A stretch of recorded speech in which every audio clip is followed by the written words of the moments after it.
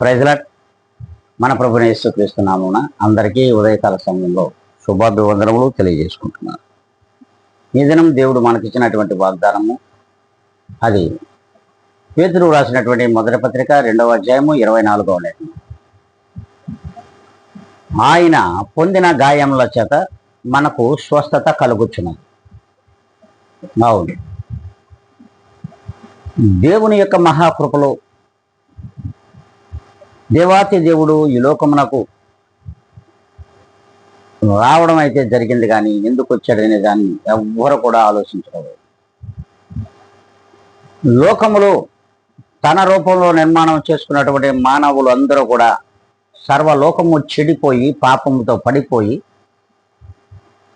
మరి అటు పాపము అనే మరణమునకు చేరువైపోతున్నారని, మనలను స్వస్థపరచడానికి, మనల్ని బాగుపరచడానికి దేవుడు ఈ లోకానికి వచ్చాడు.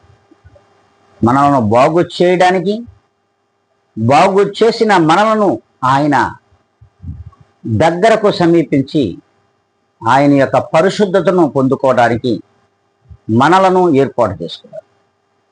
అటు పవిత్రతకు నోచుకొని మనము ఇంకా ఈ రోజుల్లో పాపములోనే జీవిస్తున్నాం, పాపములోనే బ్రతికేడుస్తున్నాం. అంతేకాకుండా సార్వత్రిక సంఘములలో ఉన్న విశ్వాసులు అలాగే ఉన్నారు.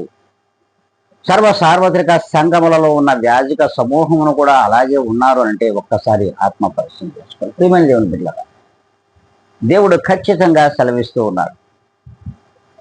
ఇంకా కూడా ఆయన పొందిన గాయముల చేత మనకు స్వస్థత కలగకుంటే, మనము మారకుంటే, మనలో మార్పు రాకుంటే, మరి మన స్థితిగతులు ఎలా ఉంటాయో ఒక్కసారి ఆత్మ పరిశీలన చేసుకోవాలి. మరి మనం మారుదాం అనుకుంటే, ఆయన పొందిన దెబ్బల చేత మనం స్వస్థత కలిగి ఉన్నది, మేము స్వస్థపడగలము అనుకుంటే అందరం కూడా ప్రార్థనలో ఏకీపిద్దాం. అందరం కళ్ళు మూసుకుందాం, తలలో ఉంచుకొని దేవుణ్ణి ప్రార్థిస్తాం. పరిశుద్ధుడా, ప్రేమ కలిగిన మా తండ్రి, కృప కనికరములో కలిగిన యేసయ్య, నీకు వందనములు, కృతజ్ఞతలు తండ్రి. ఈ ఉదయకాల సమయంలో నీవు ఇచ్చిన గొప్ప వాగ్దానము మా అందరి జీవితములలో నాయన నీవే ఫలింపచేయమని,